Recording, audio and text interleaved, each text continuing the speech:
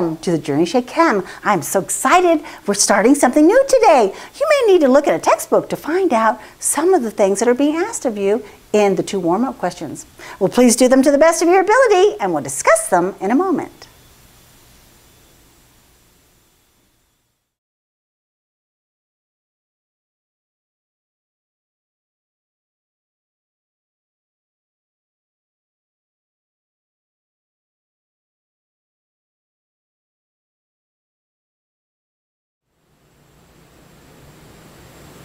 In number 1, we are asked to describe the 4 states of matter. Well, in a description, we need at least 4 characteristics of each one of the states of matter. We know what the states are, but we need to describe them. Well, when we have a gas is going to assume the shape and volume of the container. It fills it up all the way to the top, as much area as it can. It is highly compressible.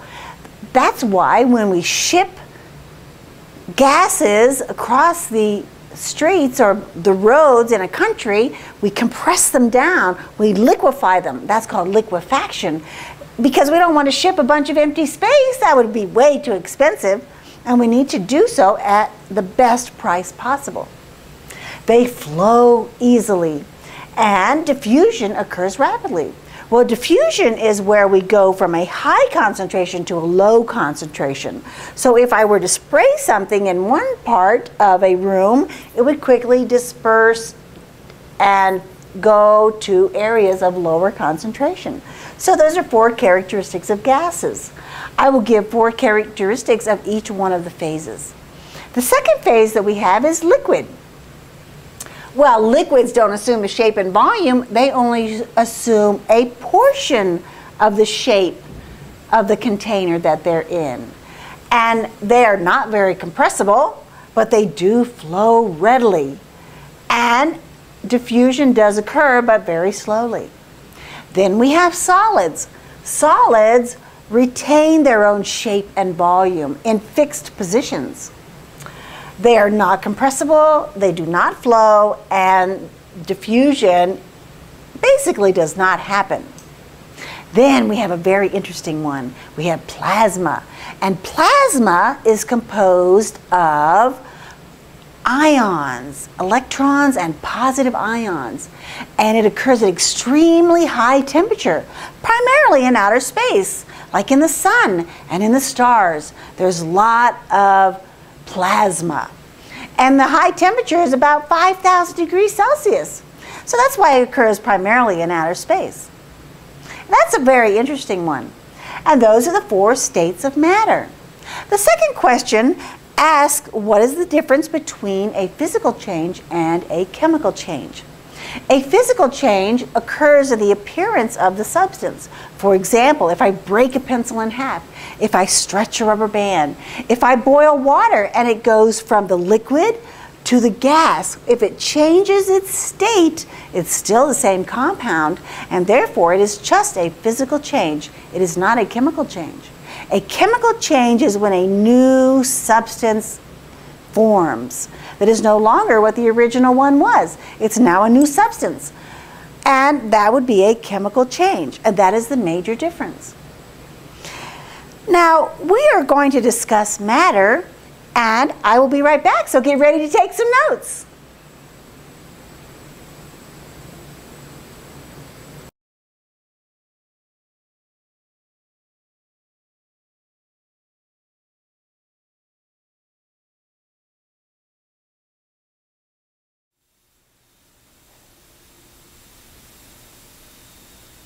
I have a little chart for you to help you with classifying matter.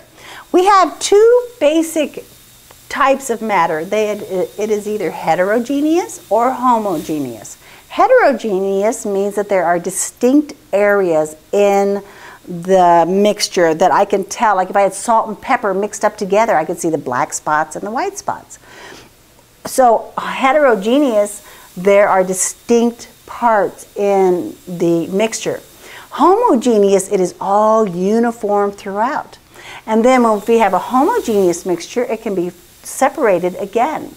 We have solutions where we put things together that are not chemically combined, but they are mixed. And when I say variable concentration, that could mean that we have different drinks that we put powders in. And I could put 2 packages of powder into a gallon of water or a liter of water, or I could put 5 packages in 2 liters of water. They would have different concentrations, but the powder would mix up thoroughly, and there would be no difference between the solution in one container and the other container.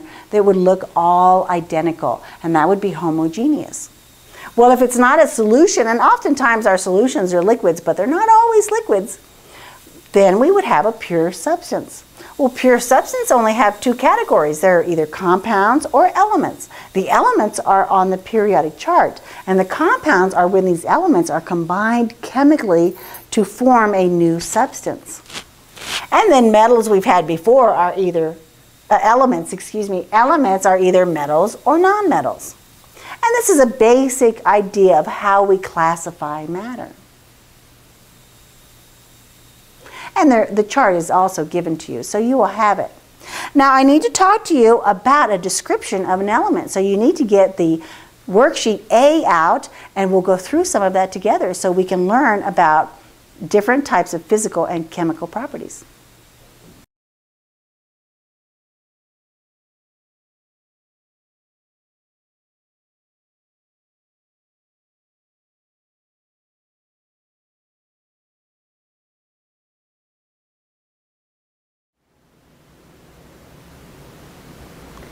We need to discuss chemical properties and physical properties.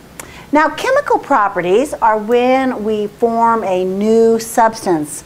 And we form a new substance, we usually can see either a gas is giving off, or a color is changed, or some energy change. It gets hot or it gets cold, or a solid forms. We see some kind of a change in forming a new substance. That would be called a chemical change, and it demonstrates chemical properties. Then we have physical properties, and there are 2 major types of physical properties. They are either extensive physical properties or intensive physical properties. An extensive physical property depends on how much I have, and therefore it changes. For example, length or volume or height. Those things change, and therefore that would be an extensive physical property. Then we have intensive physical properties, and they are independent of the amount. No matter how much I have, it will always have that same property. So for example, if we have water always melts at 0 degrees Celsius at normal sea level, and it doesn't matter how much I have, it will always melt at that temperature.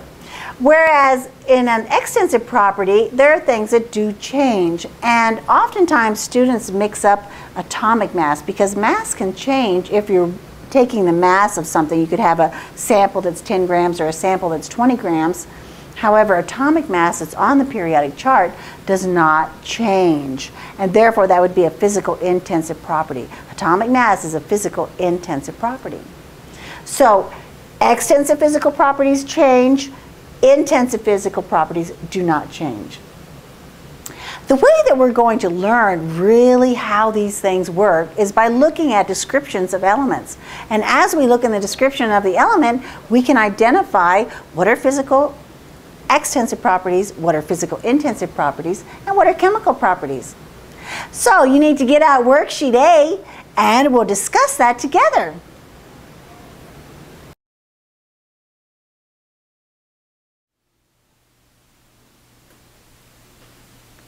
Now we are going to learn how to apply the terms of chemical properties, physical extensive properties, and physical intensive properties to a description of an element. Now what you can do here is you can use highlighters of different colors to represent those different terms, or you can say that your chemical properties would be underlined, and your physical extensive properties, P-H-Y-S-I-C-A-L, physical extensive properties would have a squiggly line, and then my physical intensive properties would be circled. However, whenever you do one of these and you're using some other form of identification, it's very important that you have a key.